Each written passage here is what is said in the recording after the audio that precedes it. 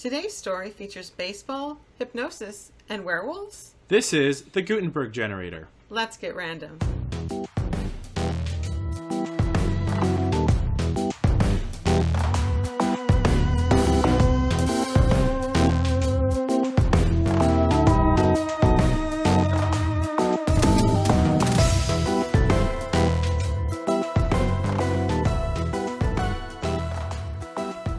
Hello, everyone, and welcome to our second episode.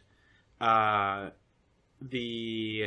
statistics on the first episode were actually a lot higher than I thought they would be, and that was kind of cool. Yeah, the reception was really higher than I thought it was going to be. Yeah, we're kind of a little speechless. No one has come out to us, but considering this is a podcast where we already don't have a large enough fan base to build off of it, and then those who do watch us or listen to us are there for video games. Mm-hmm. I'm going to go ahead and say it. 20 people downloaded the first episode when I honestly thought not a single person would notice it. And out of those 20 downloads, 11 of them were on the first day before I had even linked it to Google or iTunes or anywhere else. It's really exciting. And so I'm really excited for this second episode. Yes. So our first book was, courtesy of the Gutenberg Generator, was amazing. Uh-huh. Milk and Motors. It was really well received. Yeah, Milk and Motors, the Unicorn Conspiracy Story. Yes. Yeah, that's right. I kept calling it something else in the podcast. Milk then Motors or Milk plus Motors, something like that, but it's Milk and Motors. Yeah, I always thought you were saying Melkin, like a cow, you're milking the udders? Yeah, milking, but you take off the G to sound really cool. Right. Okay, yeah, because that's what I need to do is sound really cool all the time. Well, you already do, so that's why I just jumped to that. Now, all silliness aside, Weasel and I have discovered an amazing resource in our city that you can discover, anyone can discover, in their own city or town. And what was that, love? What did we discover? We discovered our local library. We got ourselves some library cards. Yes, we had library cards, 2 years ago, and then just never got them renewed. Well, there are some rules for our town about getting a library card, and there's some things associated with it. And it's literally a 30-minute drive from where we live. Yeah. So it's a little far, but our library is wonderful. We got our library cards 5 days ago, and already it's been an amazing joyride. Our local library lets you borrow a lot of stuff. Yeah, you can borrow books, DVDs, CDs, audiobooks. You can use their computers, and they have copiers and fax machines. They also do classes. They're doing a lot of classes during the summer, so it's really exciting to sort of integrate ourselves in our community through our library. So we're really excited. And it's really nice. And what's kind of cool is Weasel and I are going to start something in this episode that I think would be cool. And that's where we talk about a book that we have borrowed from our local library as a recommendation to you guys.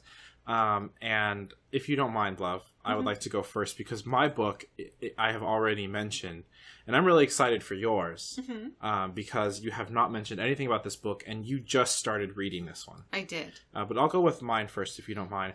And the book that I borrowed from my local library that I would recommend to you is, unsurprisingly, The Hitchhiker's Guide to the Galaxy by Douglas Adams, with an S. I mentioned that in the first one. Yeah. In the first episode. This is literally the second one. So literally 100% of our episodes have included me talking about The Hitchhiker's Guide to the Galaxy. But I love this gosh darn series. It is a 5-book trilogy. That is not a mistake on my part. That is literally how Douglas Adams describes his books. Okay. They're a 5-part trilogy. They're amazing. I can't even begin to describe how wonderfully absurd they are, and just they make fun of existence, which, there's so many books out there that are so about life is so precious and dull, and it's all about survival and blah, blah, blah, blah, right? Mm-hmm. Not saying anything about your book, love. Okay. I gave Prof the shifty eyes. The book that I had in mind was Lord of the Flies. Oh, okay. Yeah. Right? Where that's like a book that's like, oh, existence is so, But this book makes fun of existence and just how weird and wonderful and random and just how life is so amazingly absurd and you just can't help but make fun of the little parts of it and stuff like that. And so you have an excerpt to share with us, right? Yes. So to give some background about the book, the first one's called The Hitchhiker's Guide to the Galaxy. It's about this man, Arthur Dent, and Earth is getting demolished. That's not a spoiler. That's literally written on the book. Okay. Now, to get smaller, Arthur Dent's house is getting demolished for essentially a highway. Okay. And then Earth gets demolished also for a highway. Okay, but they're not related. They're not related. This book always talks about coincidences. So, for example, there's one part of the book where they talk about what the odds are of surviving in outer space just on your own. And it's this number it's an exponential number. And that number just so happens to be like the apartment, like a flats phone number that Arthur Dent went to where he met this lady. And then he runs into this lady again. There's all sorts of different things in this book, but I wanted to read this one part. So the world hasn't been destroyed yet. It's about to be. Okay. And there's this other man. His name is Ford Prefect, and he's an alien. Okay. And he's Arthur Dent's friend. And so he went to a bar to buy him a bunch of pints, a bunch of beer. Okay. And he also just bought some peanuts. They're about to leave this bar because the world is literally about to end. So that's just some background on this. So, again, this book takes place in England. It's a British author. So, you know, the barman hands him the peanuts that he's ordering. Who? A Ford Prefect. Okay. Sorry. So this is the barman handing Ford Prefect his peanuts. Arthur Dent has run outside the bar because his house is getting destroyed. Got it. So, there you are, sir, said the barman, slapping the packets on the bar. 28 pence, if you'd be so kind. Ford was very kind. He gave the barman another £5 note and told him to keep the change. The barman looked at it and then looked at Ford. He suddenly shivered. He experienced a momentary sensation that he didn't understand because no one on Earth had ever experienced it before. In moments of great stress, every life form that exists gives out a tiny subliminal signal. The signal simply communicates an exact and almost pathetic sense of how far that being is from the place of his birth. On Earth, it is never possible to be farther than 16,000 miles from your birthplace, which really isn't very far, so such signals are too minute to be noticed. Ford Prefect was at this moment under great stress, and he was born 600 light-years away in the near vicinity of Beltegus. The barman reeled for a moment, hit by a shocking, incomprehensible sense of distance. He didn't know what it meant, but he looked at Ford Prefect with a new sense of respect, almost awe. I love it. This is a comedy book. A comedy sci-fi book. I'm really excited to get to borrow it after you. This is kind of what I'm talking about, where it gives this it gives this like respect, but also absurdity for how life is. It's just, and the writing is very much like that. One of my favorite lines from the book is there's these spaceships floating in the sky. And it's like, the spaceships are floating in the atmosphere very much in the same way that bricks don't. I love it. So what is your book, love? All right. So my book is Station 11. It is by Emily St. John Mandel. And I had gotten a recommendation from this book from the internet friends. And the only thing I knew about it was there is this, or I guess this is also the synopsis. The world has ended and there is a traveling symphony that, their motto is survival is insufficient. That's also from Star Trek. And so I really like it. It talks about the beginning of like this epidemic that happened, like it going on, and then 20 years later. And I'm still halfway through the book, but I know I'm going to love it and that we're going to have to buy it besides just getting it from our library. And I thought that this was why you were saying something to me earlier, is it talks about survival, but in the way of like how each individual person interprets survival. Like, is it just you live to see the next day, or is it the happiness that you can find in the world? Right. It takes survival on a much more realistic scale, and not this grim sort of like like I said, like Lord of the Flies. Yeah. Right, where it's like, okay, well, there's no authority figure. Let's just all break down and destroy each other. Mm-hmm. You know, or literally any novel that involves zombies, you know, where survival is seen as this almost like enemy instead of, I guess, like a companion. You know, where or like a gift. Like a gift. Or something like, you know, something that it's almost like a pen and pencil. Everyone does something different. Some people write, some people draw, you know. So as I was saying that, I realized that I could have been knocking your book down, and I wasn't. I was literally thinking of Lord of the Flies, because I absolutely despise that book. It's an awful book, and if we had a book review podcast, then we would get into that. It would literally be us lighting the book on fire, and you listening to the flames kindling. The embers crackling. Yes. All right, so I have an excerpt here. This is from page 37, so not too far in the book. Let's see. There was the flu that exploded like a neuron bomb over the surface of the earth, and the shock of the collapse that followed, the first unspeakable years when everyone was traveling, before everyone caught on that there was no place they could walk to where life continued as it had before, and settled wherever they could, clustered close together for safety in truck stops and former restaurants and old motels. The traveling symphony moved between the settlements of the changed world, and had been doing so since 5 years after the collapse, when the conductor had gathered a few of her friends from their military orchestra, left the airbase where they've been living, and set out onto the unknown landscape. So that just sort of gives you a taste of, you know, there's these groups of people where, I mean, they're living in gas stations and old motels, and later on in the book, these people look forward to the symphony coming. You know, they're like, I remember you acted King Lear, or you played like this really cool song that I hadn't heard since before the epidemic, and it's a really good read. And I look forward to you, Prof, reading it so that we can discuss it further. And I'm very excited, and I really wish this was a solely book talk podcast. But we are already like 12 and a half minutes into this episode. But thank you for sharing your expert love. I'm really glad that we got to do this. Yeah, and thanks for sharing your excerpt. So let's get into what the podcast is. Gutenberg Generator, we find online generators. I know this first 12 and a half minutes were very book-centric talk. We're about to get weird. But still book-centric. So Gutenberg Generator, we have these online generators. We mentioned what websites we're getting them from, so you can see them yourselves and maybe try to do something as well. And whatever our first roll is, whatever the first thing that is generated for us, we go with it and we try to make a story out of it. And our ultimate goal, and we have no time limit on this. We try to hit an hour.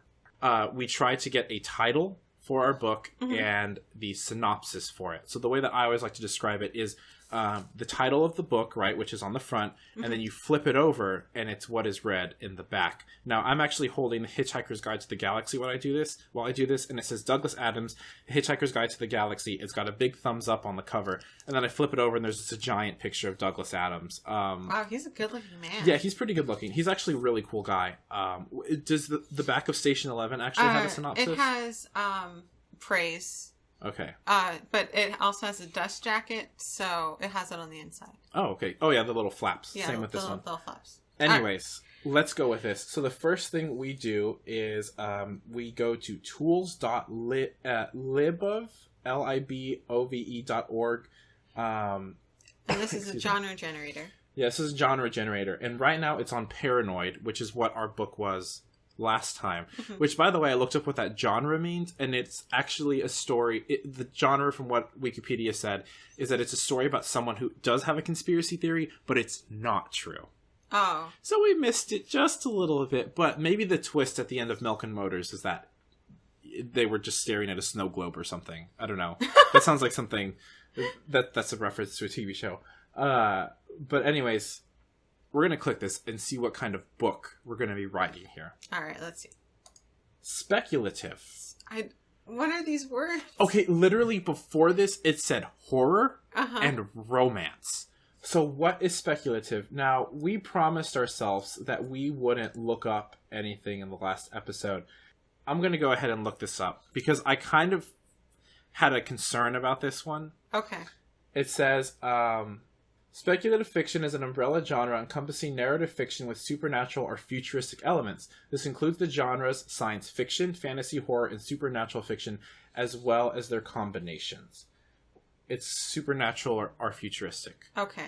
Now, the last episode, we didn't look anything up, and I felt like that was kind of cool, but if we can't get the genre, we have to look that up. We have to look it up. All right, so something supernatural or futuristic. Okay, so there's that. Now, that can be anything. Mm-hmm. We don't have anything to work on yet. Let's get a character. All right, who's our character going to be? So, let's see if I can find where they are. They're not this one. There it is. Okay, so this is on generatorland.com, our favorite website to use for all this stuff. And this is the character name generator. And this is what we used last time as well to generate Kay Coker, our public speaker. Are you ready to see who the main characters of our speculative book? Let's see. Jeff Sow, cankerous mesmerist from Tempt. What's a mesmerist? Like a magician? Or like a hip one of those hypnosis people?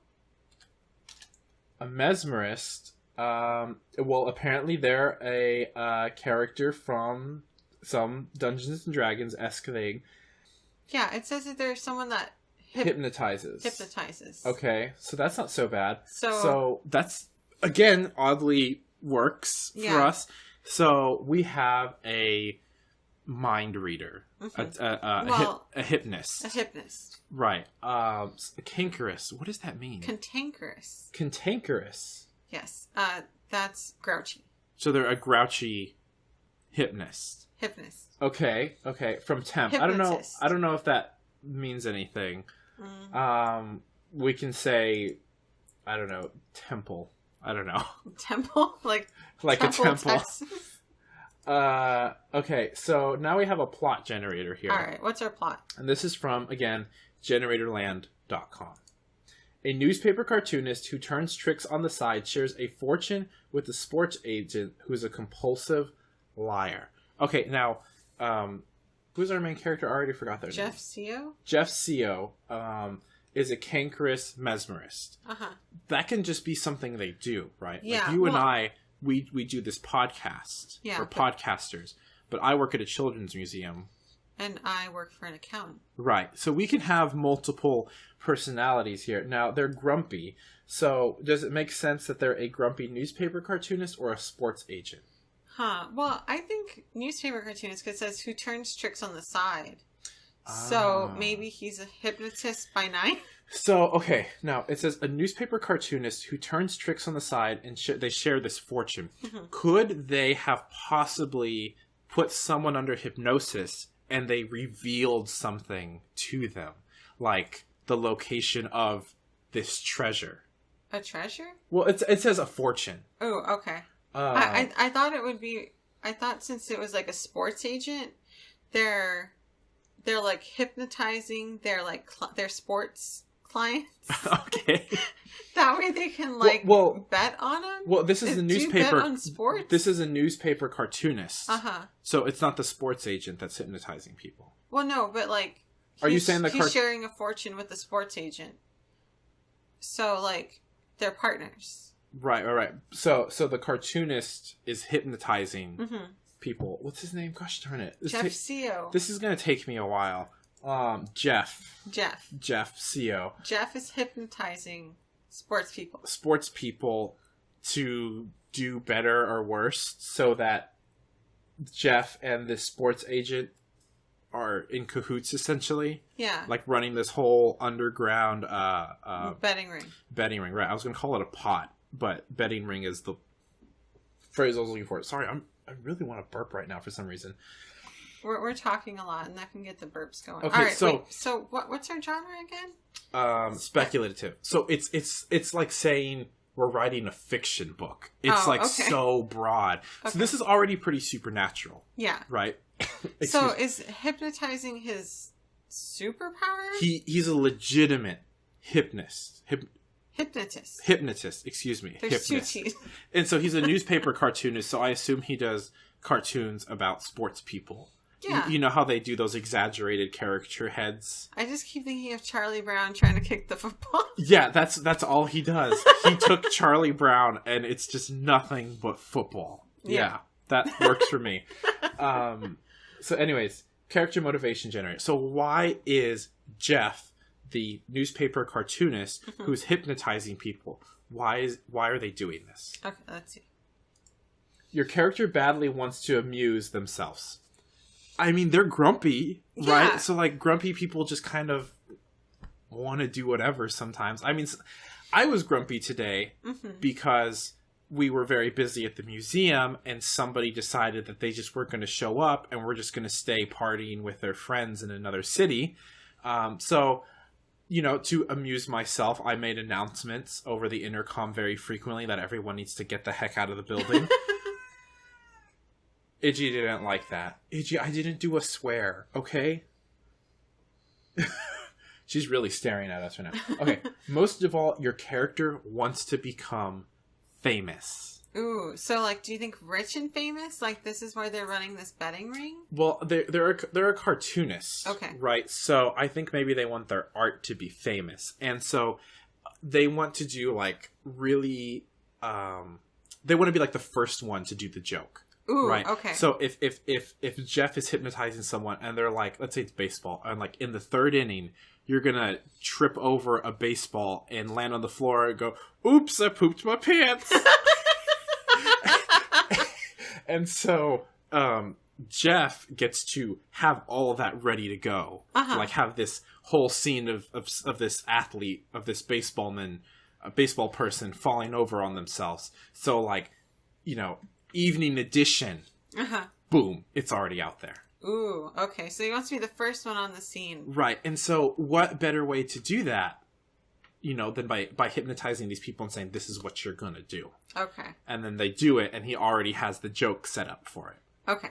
Right. So what else do we have here? Most of all, your character wants to find out what happened to a minor neutral character. So we need another character? So we have this, we have a lot of tabs open here, so it's going to take me a while. So we have this sports agent who's a compulsive liar. Yeah. So I'm assuming a sports agent is actually someone who...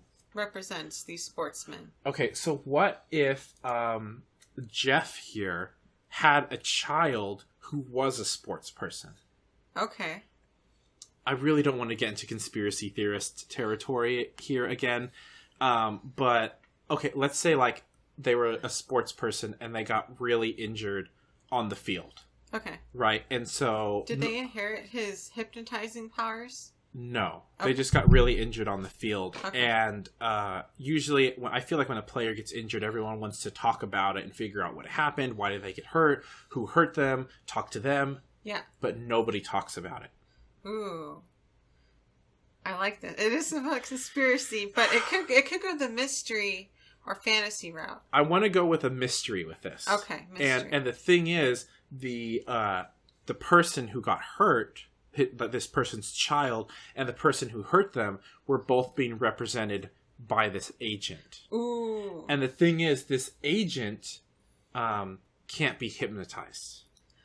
So Jeff can't hypnotize this unnamed sports agent. Should we give him a name? Barbara Streisand. Okay. Barbara Streisand, the sports agent. No relation.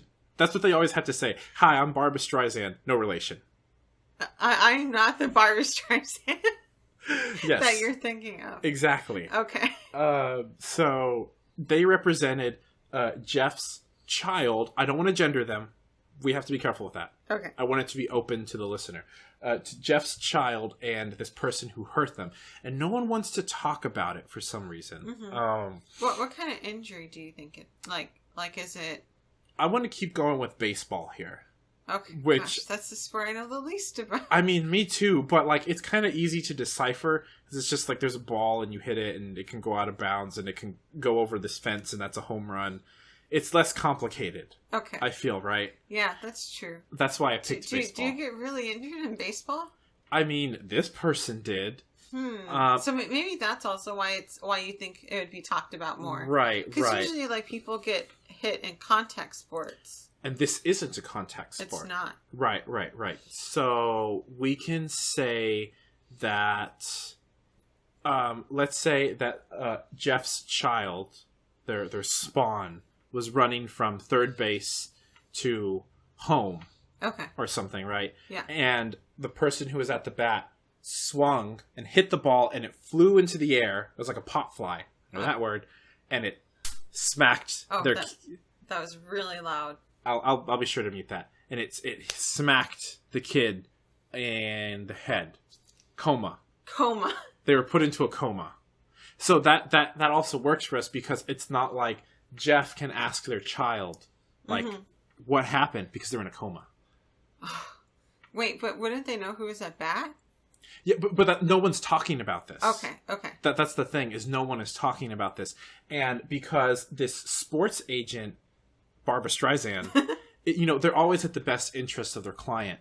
So Barbra Streisand is not letting Jeff talk to the batter. Ooh. But it's also like collusion, because they're representing like their friend's kid, but also the person that may have hurt them. Right. And see, the thing I was trying to think of was like, okay, if they're a sports agent, they need to be for the same team, probably. Yeah. So that's how I got this. And then they're all the same team. And baseball, they're all about superstition and family. So none of them want to talk about this either. Ooh. And it could be for an innocent reason or for a devious reason. A devious reason. That's right. I like this. Okay. So we've got this so far. Now, I feel like we've got like a story rolling here. Let's go back to our plot generator. Yeah. A newspaper cartoonist who turns tricks on the side shares a fortune with a sports agent who's a compulsive liar. So, what if Jeff and Barbara used to like do this betting ring, but they don't anymore since Jeff had a kid? Right. And so you're kind of thinking like, is Barbara trying to like maybe hold the kid, like not ransom, but like be like, hey, your kid got hurt, maybe you should do something else, like now let's make money again. Now see I was thinking about that. Okay. But that would mean that Jeff was hypnotizing their child's competitors, and so they could have been turning it for their kid's game. So I'm thinking that maybe Jeff, the hypnotist, the cartoonist hypnotist, was maybe covering, or maybe it was just like a cartoonist, like for Peanuts. Okay. Like, they were just doing this regular comic, and now they have transitioned to sports to kind of get themselves into the field. And if you're going to be doing humor about something, you need to know a lot about it. Yeah. So it's kind of like an undercover element there. You know what I mean? Okay. Trying to do whatever they can to figure out what happened to their child, who's currently in a coma because they got smacked with a baseball. That, again, nobody wants to talk about for some reason. Yeah. So Jeff is trying to uncover what happened, but also rise up as a newspaper person? Yes. Okay. Right. Because they weren't going anywhere in the columnist industry. Well, they always wanted to be a cartoonist, but now they're working it in this different way of making fun of sports people. Okay. Yeah. And Barbra Streisand doesn't want to reveal any of this stuff, right? But maybe Barbra Streisand always knew that Jeff CEO was hypnotizing people. Because they're an agent. Like, they must have seen that. They're like, you go do this, you're going to be a great star one day. And then all of a sudden they're out in the field slipping over a baseball saying they pooped themselves. So, I mean, if they're a compulsive liar, they have to be tricky. So maybe it's this tie-in, right? Where, like, Barbra Streisand knows that Jeff is hypnotizing people, but Jeff also knows that Barbra Streisand knows something about what actually happened. So they're, like, locked in. Ooh, so they're, like, sort of like a stalemate. Right. So they're like rivals who have to work together with this fortune thing. Okay. Right. I think that works. Do you think that works? Yeah, I think it works. Do you have anything else here? Okay, we have a random character quirk. Okay, I feel like we've got a lot going on with Jeff. Yeah. Right. So why don't we use this random character quirk generator on Barbra Streisand? Okay. So we can kind of develop their character a little bit more. Okay. Character becomes easily addicted to things. Perfect. They like gambling. Gambling. Your character is annoyed by nature. I mean... So, maybe baseball isn't what they always wanted? Or, like, being a sports agent, they don't want to be traveling everywhere. and like having to follow these, you know, sports people. Maybe this isn't what they always want to do. But I don't think that correlates with the nature too much. Well, like being outside. No, but I think, okay, let's look at this third thing. All right, what's the third thing? Your character is interested in fairies. Ooh. So they don't like nature, but yet they're interested in fairies. I mean, speculative, the speculative genre. I mean, it could include fantasy, and I know we're going mystery, but what if, bear with me on this, gosh, okay. I really want to try to avoid the conspiracy theory thing, but if I'm going to keep referencing Hitchhiker's Guide to the Galaxy, I'm going to keep referencing this. Okay. What if, you know, we got speculative too. Yeah. I don't know. Anyways, what if the real villain of the story is Barbra Streisand? No relation. And Barbra Streisand is using the power of fairies almost like for doping. Ooh, okay, so she's like harnessing this fairy magic. Right. To make her players better, so she can be a better agent. Right, so she can be, because she obviously gets a cut. Yeah, and that's the fortune. And that's why, no. See, this is the next thing I was going to get in. Okay. Because, so if the agent, I mean, if who they're representing does good, they get more money. If they do bad, they don't get as much money. Unless Barbra Streisand has someone on the inside who can help change things. Ooh. To where no matter what, even if the person she's representing loses, she still gets money. Oh. And she's using this money to fund this fairy doping experiment. Okay. Yeah. So she's got the whole playing field. She represents the team, so she makes money off of that. She's in this illegal betting ring where she knows exactly what's going to happen and who's going to win. And so she can turn it to be in her agent's favors, or if it's in the opposing team's favor, she can still make money off of that. With this fairy doping ring. No. She can still make money off of that by betting on that team. Oh, okay. You know what I mean? Yeah. Now I get it. So she's either making money on her team winning or off of betting against her players because she knows who's going to win. Okay.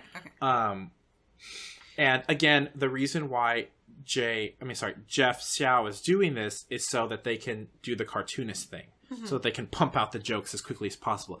You know, it's like, who's the first to do the meme sort of thing. Yeah. So do you think that Jeff's child, and we keep using child, but they're obviously probably an adult. It's their kid. It's their kid, but like I just want to say, we keep saying child, they're an adult. Yeah. Because they're playing sports. Yeah. Okay. What if they started finding out like what Barbara was about? Their kid? Yeah, the kid. Like she came to him with like an offer. Them. Sorry. I defaulted to male. Well, this is what I'm thinking. Okay. Obviously, Barbra Streisand is representing this entire team. Mm-hmm. And wants to get all of them doing this experimental fairy drug. That's what it is. And Jeff's kid doesn't want to do that. Mm-hmm. So it's kind of like we need to take out the person who knows but doesn't want to participate. Because they could spill all the beans. Yes, they could. All of the sports beans out onto the field. Just drop those beans. How are you going to pick them all up? They're a compulsive liar. Mm-hmm. Barbra Streisand, no relation. So I think your character is annoyed by nature is what they always say. They're like, mosquitoes, like bugs or whatever. But in reality, they love nature. Mm-hmm. Okay. Do you think that the... Oh, wait. What were you going to say? I was going to say, like, this drug has something to do with, like, maybe, like... I know we went into plants last time, but, like, something to do with nature. You know, like they were out on a nature hike or something and they found this thing that the fairies are using to make this drug. And so by saying that they hate nature, they're trying to like move people off their trail. Well, this is the thing I was going to ask you. Do you know a little bit more about mythological stuff than I do? Yeah. Is there in mythology something that likes to just eat or capture or take advantage of the powers of fairies? Because I don't want to default to witch. Yeah. There isn't, like, I think, because for me, it feels like each mythological world has its own being. Yeah, they're like the only one I can think of is kind of embarrassing. Tell me. Let it all out. It's from Neopets. Okay. There was it was an evil loop, which he was sort of like a werewolf, and his name is Balthazar. And Balthazar? He'd capture the fairies. He'd capture the fairies. What would he do with the captured fairies? I think either he would use his magic or he'd eat them, one of those. Okay, he'd use his magic or he'd eat them. So we would need some mythological creature for this, correct? Yeah. I don't believe we have...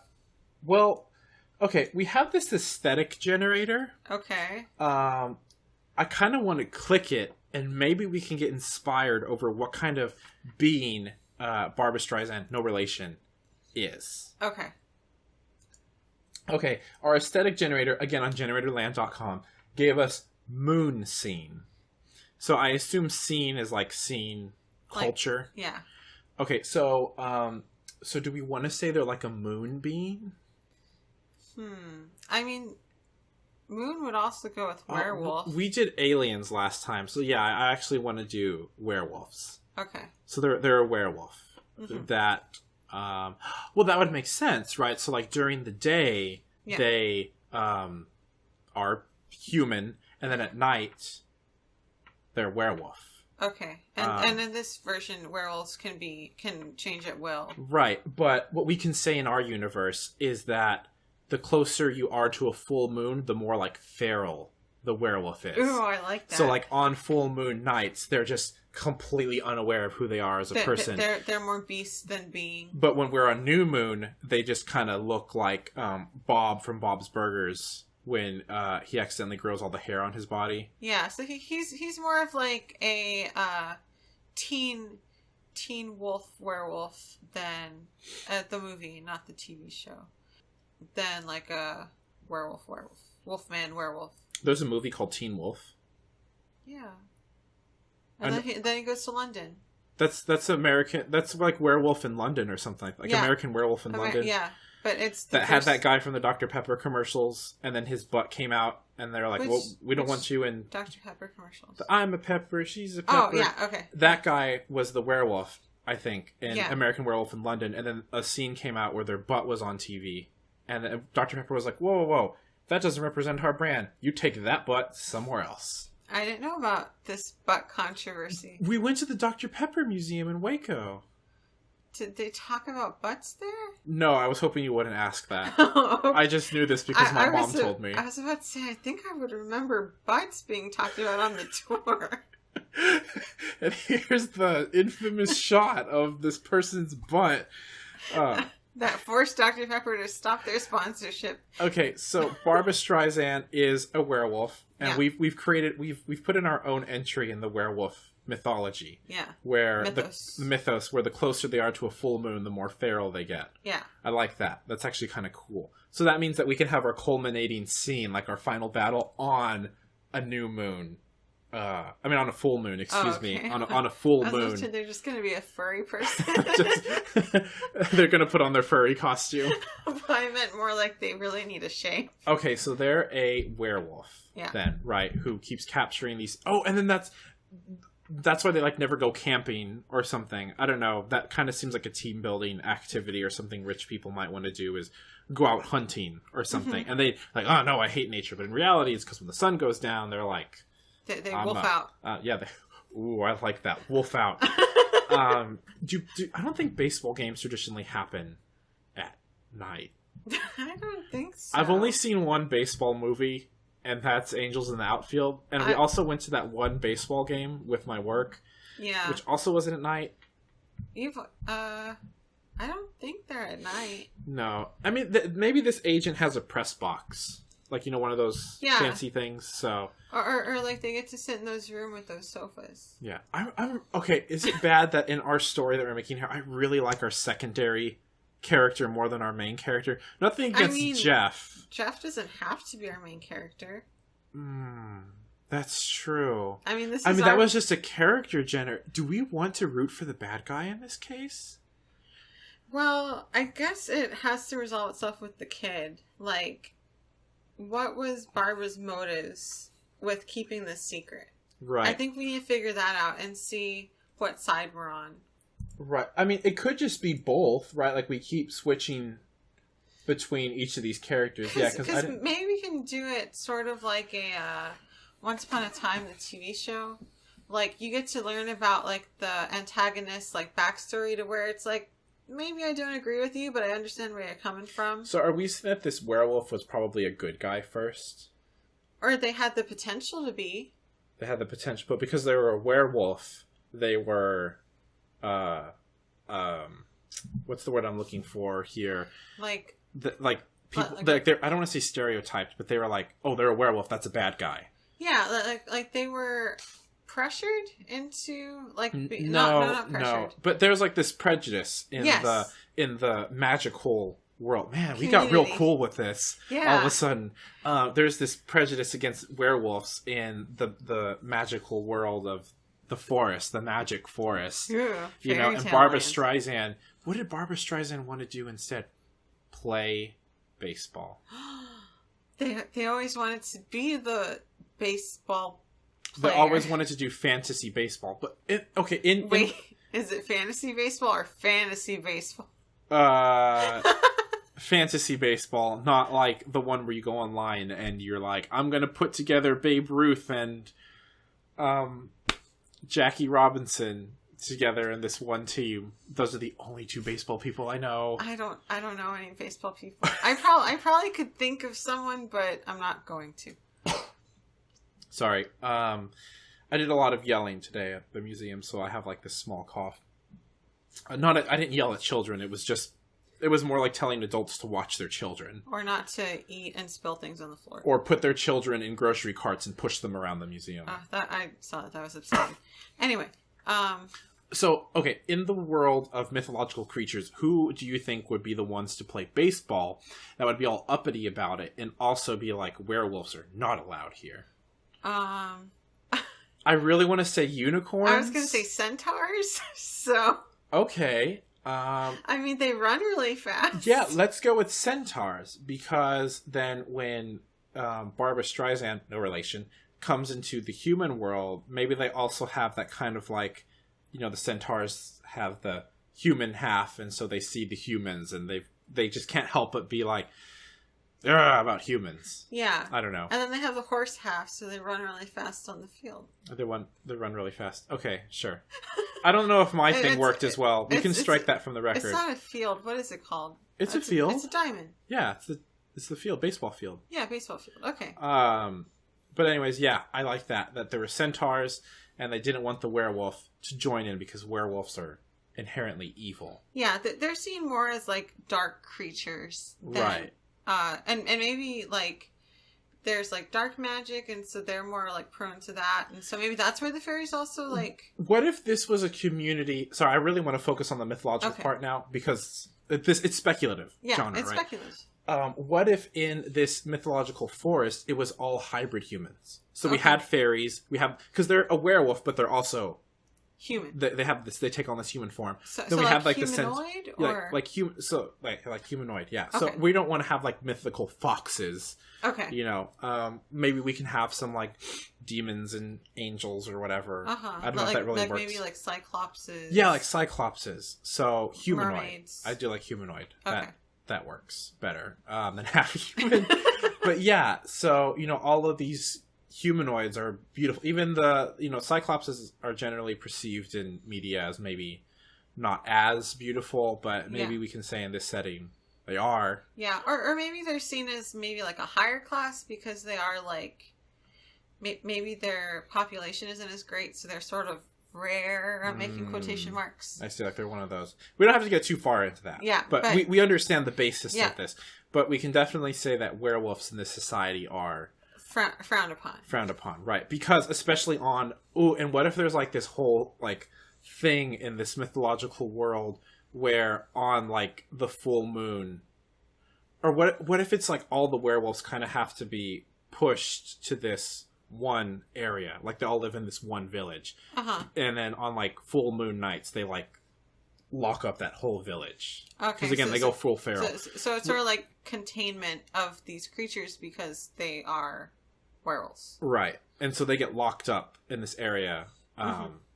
We can even say, like, there's, like, this wall. And every time there's a certain curfew and all the werewolves have to be in there. And then they lock the doors. And any werewolves that are found outside of it are instantly killed. Yeah, or persecuted. Yeah. Because, I mean, does she live in this town, Barbara Streisand? Yes. Okay. Initially. Yeah. She initially lives in this town. It's forbidden to go into the human world, blah, blah. You know, that whole, like, generic stuff that comes with this. I'm really liking this prejudice werewolf culture that has originated in this humanoid forest. Yeah. This is the more interesting part. It's sort of like a Sherlock Holmes novel where the first half of it is Sherlock Holmes trying to solve the mystery, and then the second half is finding out the background of... I've only read The Scarlet Letter. I think that's the first one. But the first half of the novel is Sherlock Holmes trying to figure out who murdered who, and then the second half is finding out the murderer's backstory and their motives and all this other stuff. Yeah. It was really cool writing. It's actually a really cool... I've only read that one, and I loved it. I've read one. It was a long time ago. But anyways, yeah, so they all get locked up in there, and then one thing leads to another. They find themselves in the human world. There's sports, baseball that they can still be a part of. Yeah. And do you think that maybe, like, centaurs are the baseball... Like there's only centaurs in baseball now? Yeah. And so that's why she couldn't be a part of it? Right. And yes, I'm kind of thinking, because we're making fantasy sports here. So, like, mermaids are... I don't want to say Olympic swimmers. They could... obviously, they're in water. So maybe, like, synchronized swimming... or something. Water polo. Water polo. Yeah, like, each humanoid species is for something. Mm-hmm. Maybe the Cyclopses are archery. I don't know. But they're good eyes. They're one good eye. They're like... they can't half close it, so they're like, phew. I don't know. I don't know. Centaurs have no depth perception. That doesn't mean they can't still... Cyclops. Yeah. Cyclops don't have any depth perception. That doesn't mean they can't do anything with their one eyeball. Yeah. Maybe they run real fast. I don't know. But yeah, I feel like there's sports assigned to each thing. And werewolves... I don't know. What's a lame sport? Ping pong? Werewolves do ping pong. I was thinking, what are things at the Olympics? Okay. Well, I mean... Yeah, sure. Werewolves do ping pong. Is there ping pong at the Olympics? Yeah, I think. I mean, there is now. I mean, I don't want to hurt any ping pong players' feelings. I'm sure ping pong is really hard. I mean, it looks really cool. But, like, compared to, like... It's fantasy ping pong. So maybe, like, the ball explodes. Yeah, or you explode. Gosh. Okay, I think we went off the rails a little bit here. Maybe werewolves just don't get a sport. Yeah, maybe it's seen as unfair. Maybe they purposely... All sports games in this fantasy forest all happen at night. Ooh. On purpose, because they can't participate. What if, like, the human sports take place during the day and then the fantasy ones take place at night? So there's a real thriving sports. In the mythological and humanoid world. Yeah. I really like this. Okay, so I think we've actually got a pretty solid story here. So let's recap and work with me here. Real quick, is Jeff a part of the story anymore? Yes, Jeff is still a part of this story. Okay. Jeff is... The first half of this story is going to be Jeff getting into this mystery. Okay. And trying to figure out what's going on, noticing all these fantasy elements. And then maybe, like, from the 50% to 65 or maybe 70% mark of the story is talking about this background stuff. Ooh, okay. About who Barbara Streisand is. And then the last half of the book, the 30% or so, is the resolution. Okay. I think that's pretty good. That sounds good. Since we're going for the detective novel, nothing better than Sherlock Holmes. Yeah. And so we can kind of follow that format there. Where it's mystery, who the bad guy is, resolution. Yeah. So we do have two main characters. It's Jay and Barbara Streisand. Yeah, Jeff. You mixed both of our protagonists' names together, Jeff and Kay. Yes, Jeff and Barbara Streisand are both our main characters. Okay. And we can have it to where that first half-ish of the story is all written from Jeff Seo's perspective. Uh-huh. And then that part where we're talking about Barbara's backstory is all written from her perspective. And then the last 30% or so of the book is from is alternating between the two of them. Ooh, okay, I like that. I think that'd be kind of cool, which has that feeling of the battle, moving back and forth, sort of like cinematography, where like you see from each person's perspective. Yeah, I think that would be really cool. Okay, so we've got all of this down. So let's do a recap here. Okay. So we've got Jeff CEO, who can hypnotize people. Yeah. And has a child that was in baseball. And Jeff CEO was just a plain old cartoonist for a newspaper when their child got hurt. Playing baseball. And their representative was Barbra Streisand. And the person who hurt them was also being represented by Barbra Streisand. Well, the whole team. We can say the whole team was represented by Barbra Streisand. So no one wanted to really talk about this. Jeff, was that right? Yeah. Jeff goes around asking people. No one really wants to say anything. So Jeff decides to take their hypnosis powers, which maybe they only used on people. Maybe Jeff only used that on people to get funny stories or inspiration. Like, oh, what's the dumbest thing you've ever done? And yeah. Or they sort of like manipulated like people into like outlandish situations to see what would happen. Yeah. So kind of inspiration on that. And so it kind of takes this power and is slowly hypnotizing. Like they say that they want to work in sports. They want to work in baseball. And like, oh yeah, well your kid was this baseball player. Sure. Like, why not? Right. Yeah. And so they're going around learning about baseball or interviewing these people or whatever. That's what a cartoonist does. Yeah. And also hypnotizing them, trying to figure out information. And so that brings up Barbra Streisand, no relations, like suspicions. And that's when they get locked into this thing. Yes. Right. So then from here, we're going into Barbra. Well, now we're still... okay. So now they're locked together, which Barbra Streisand is trying to do to keep Jeff away from things, but ends up only bringing Jeff into this even more. Yeah. And so we're kind of culminating into Jeff figuring out what's going on piece by piece until Jeff kind of sort of realizes everything that's going on, which is that Barbra Streisand, no relation, is fairy doping all these baseball people. Right. And is also a werewolf. And the only one who didn't want to participate is Jeff's kid. Right, and so then that's why they knock the kid out with the pop fly to keep him quiet. Keep him real quiet. And we can even say that maybe the ball was infused with some sort of magic that would permanently keep them asleep. Yes, it's sort of like a sleeping curse or something. Right.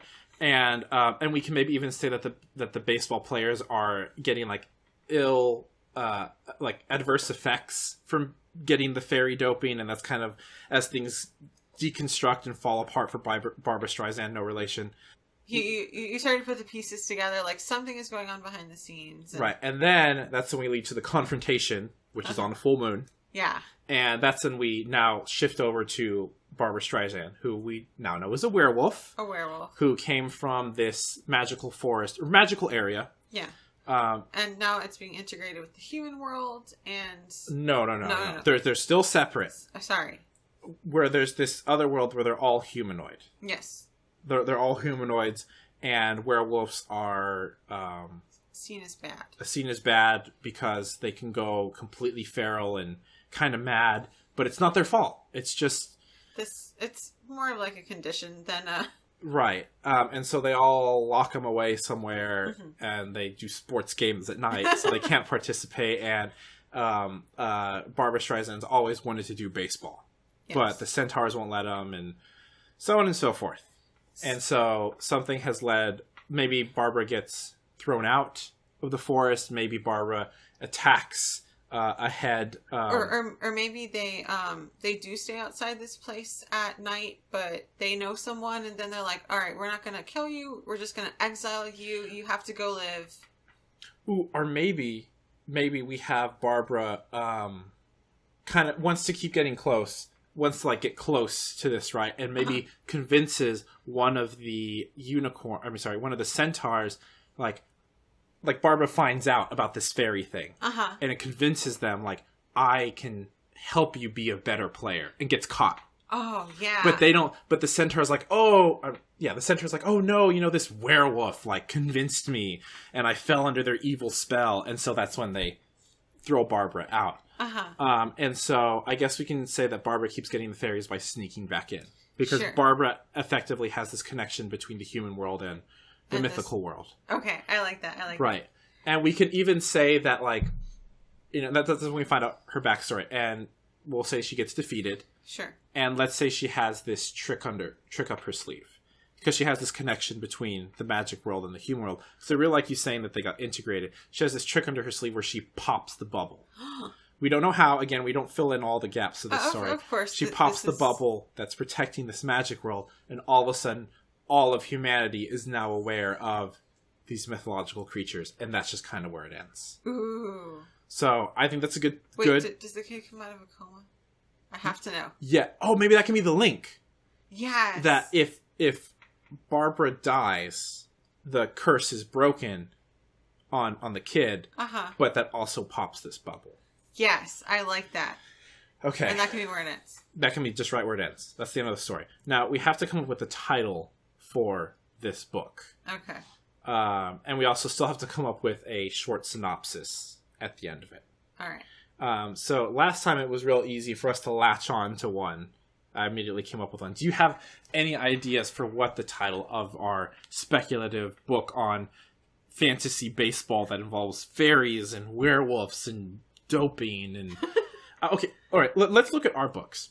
Okay. My book is called The Hitchhiker's Guide to the Galaxy because that's a book. It's technically a device. It's like an e-reader that's in here that teaches you about the world. Oddly enough, titling this book The Hitchhiker's Guide to the Galaxy doesn't explain very much of the story. The second one is called The Restaurant at the End of the Universe, which describes a restaurant that literally fast forwards into the future when the universe ends. Oh, okay. Yeah, not like a restaurant that's at the very edge of existence. It literally fast forwards. Oh. And you get to dine and watch the destruction of existence. Wow. That is what happens in the second one. Can you tell us why Station 11 is called Station 11? Station 11 is called that after... Can you say it or no? It's a little spoilery, but I'll try to work around it. It is something that gives one of the main characters hope. Okay. And ties many of the characters together. Okay. And then we've got other books like The Hunger Games. It's named after this thing that happens. Yeah. The Giver. It's named after this one person. Fried Green Tomatoes. It's named after the cafe. Right. The whole book is called Fried Green Tomatoes at the Whistle Stop Cafe. It's just something that they serve. So what can we do? And we really don't want to allude too much to the fact about who Barbara Streisand really is. Like, that's kind of like the twist. Yeah. Okay. There's got to be something. Okay. I'm thinking of Cool Games Inc. Okay. How does Cool Games Inc. solve these problems, love? They each think of a word relating to what they're talking about, and they sort of moosh them together. Okay, that works. So, how do you want to do this? I'll let you design this. Do you think a fantasy word and a baseball word? Okay. All right. Oh, so I'm going to think of a fantasy word. You think of a fantasy word. I'll think of a baseball word. And I'll put them together. Okay, so... And maybe that can be a starting So, point. I'll count down from 3. That'll be 3, 2, 1, and then you say it. Okay. You say what it is. You ready? Uh-huh. 3, 2, 1, potion. On the field. Potion and on the field. So, like, potions on the field, potions of fields? Fields of potions? Fields. Mm-hmm. You want to try again? No. We have to work with that. We randomly generated this. Now we have we made our own personal generator for the Gutenberg Generator. I'm not. Let's see. Fields of potions. On the field of potions. On the field of potions. Now, are we saying then that what the fairies, this fairy doping is like a potion? Yeah. Field potion. Field potion. The field potion? The field potion. Yeah. Yeah, the field potion. Because that's the big mystery, right? Yeah, the field potion. That's what it's being called. The field potion. Ooh. Yeah. I like it. I like that. So there's this murmur that what Jeff hears of called the field potion. And that's what kind of like clicks him to it. So that's good because that kind of goes back to what we were talking about earlier when we were trying to hash it out. It's the title of the book relates to something in it. Yes. So the field potion. Doesn't tell you too much, but it sounds pretty cool. So we got the title of our book, All right. and maybe the cover can have like, again, just like a little potion bottle that's got like. Ooh, I got it. It's like a baseball diamond, like with a field. But then on the top, there's like a potion bottle, and it's like putting a drop onto the field. Or what if it's a potion bottle tipped over, and what it's spilling out is the field? Yes, I like that. Okay, so now we flip over the book, and we don't see a picture of us, but instead we see a picture, or we see words, and those words are the synopsis of this book. Love, how do we synopsize this book without giving too much of it away? So Jeff Sow,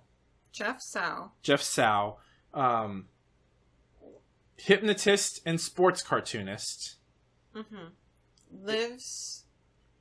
No, don't include that. No. Jeff Sow, hypnotist and sports cartoonist, has recently. What if we put Jeff Sow, hypnotist and... Oh, wait, let's use the exact word that they gave us. Mesmerist. Ooh, okay. Jeff Sow, mesmerist and newspaper cartoonist. I wanted to put, like, their son is in a coma. They don't have a son. They have a child. I'm sorry. I keep defaulting to male. I apologize. I'm trying to get better. Their child is in a coma. Should we lead with that? How about this? Because last time we started off with the main character, or we started off with the character's name. When a tragic pop fly leaves Jeff Sow's, we won't even include what they do. Okay. When a tragic pop fly leaves Jeff Sow's child in a coma, when a tragic pop fly leaves Jeff Sow's child in a coma, he wants to find the truth. Ooh. Using their powers of hypnosis, under the guise as a cartoonist, they will work to uncover the truth. Or no, I wanted to make it like they'll find out, not the whole story, but like that there's more than they could have thought of, or something. No. See, that's leading too much into this. Okay. So Jeff's when a tragic pop fly leaves Jeff Sow's child in a coma. He wants to know the truth. Or he wants answers. He wants answers. Under the guise of a cartoonist, he attempts to hypnotize. No, I don't like that either. We need that second part that introduces. Yeah, using his memorist powers. Because you already mentioned the truth, and so I didn't want to say like he'll uncover the truth again. Right. When a tragic pop fly leaves Jeff Sow's child in a coma, he wonders why no one talks about it. Using his powers of hypnosis, he attempts to uncover the truth, but is accidentally found out by Barbra Streisand. In parentheses, no relation. Little does Jeff know the fantasy world under the simple baseball field that he will find himself in. Something like that. Ooh, okay. I like where that's going. Right. So, when a tragic pop fly leaves Jeff Sow's child in a coma, he wonders why no one talks about it. Using his powers of hypnosis, he attempts to uncover the truth and is accidentally found out by Barbra Streisand. No relation. A lying sports agent. A lying sports agent, right? Yeah. The two form an unlikely partnership that accidentally unravels a world of fantasy, fairies, and magic. I love it. All right. So, do you want to say it all over for me? Okay. When a tragic pop fly leaves Jeff Sow's child in a coma, he wonders why no one talks about it. Using his powers of hypnosis. He attempts to uncover the truth and is accidentally found out. By Barbra Streisand. No relation. In parentheses, that's in parentheses.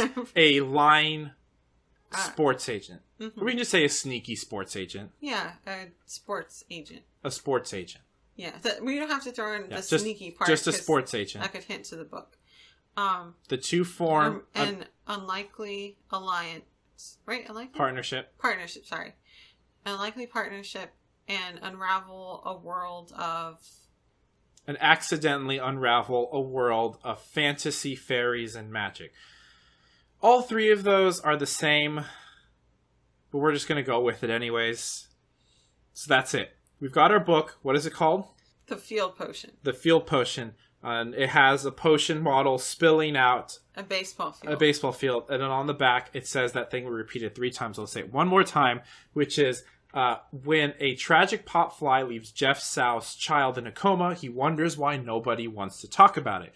Using his powers of hypnosis, he attempts to find the truth and is accidentally found out by Barbra Streisand, parentheses, no relation, a sports agent.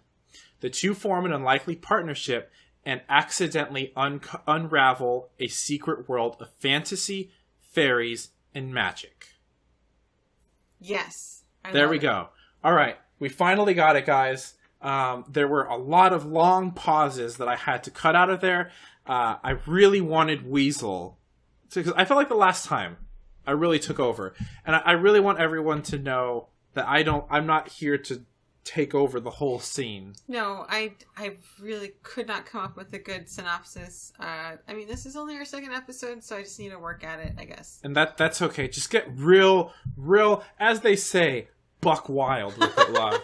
I mean, we started with a cankerous mesmerist and evolved into this whole crazy world where werewolves are profiled, essentially, and then this werewolf goes into the human world and infects people with doping fairies and all this other nonsense. But we had a lot of fun. I had so much fun. I hope you had a lot of fun listening. We actually have some wonderful things to talk about. We are on Libsyn. Yeah. I think that's how you say that. That is who's hosting our podcast. It is Libsyn. Something like that. I think it's .net. Just type in Libsyn. Everyone uses it. Okay. I did not know that to host a podcast you had to pay money, but we are hoping to do this bi-weekly. That means coming out every other week. Yeah. That is the $15 option on Libsyn, so that's what we're going with. We originally had another idea for a podcast that we're going to put that one on the back burner because we just love this one so gosh darn much. Mm-hmm. So, again, we are on Libsyn. You can also subscribe to us on iTunes, where you can also rate us. And because apparently nobody talks about this, we are also on Google Play. Yeah. You can subscribe. If you have the Chromecast, you can put us on the TV. Yes, that's right. You can listen to us on your phone and put it on the TV, which is super amazing and awesome. Prof and I do that all the time, but with other podcasts. With other podcasts. Yes, that's right. We're not conceited. Yes. So, again, you can subscribe and rate us on Google Play and iTunes. We are Gutenberg Generator there. I also said I didn't want to make a Twitter account, but the more I thought about it, the more I was like, shoot, I don't want someone to take Gutenberg Generator before us. Yeah. And so I tried making a Gutenberg Generator Twitter. It was too long. So on Twitter, we are at GutenGenCast. That's Guten. That's Guten. Gen, which is Gen, and then Cast, which is Cast. Yeah. GutenGenCast. At GutenGenCast. And you'll know that it's us because it says Gutenberg Generator, and there will only be 2 tweets. Yeah. I don't know if we're going to be active with that account or not, but if you want to follow us somewhere, you can do so there, I guess. Yeah. There's obviously our YouTube channel, which is just labeled Prof Tumblebuns. Yep. But what we're going to be doing is the podcast will come out first, and then the week after that, when it normally wouldn't do a new episode, we'll put up a video on the YouTube channel. Yep, so it's going to be going up on Libsyn, iTunes, and Google Play. First, and then the week after, it will be on YouTube. Crunchyroll rules. Yes. New episode comes out, you have to pay to see it, and then a week later it's free with ads. Yeah, well, you guys don't have to pay to see any of these. No, but... you don't. But it's Crunchyroll rules. Yeah, so... It's format. I don't think we have anything else. We have a Gmail, which is gutenberg@gmail.com. If you want to shoot us an email, go ahead.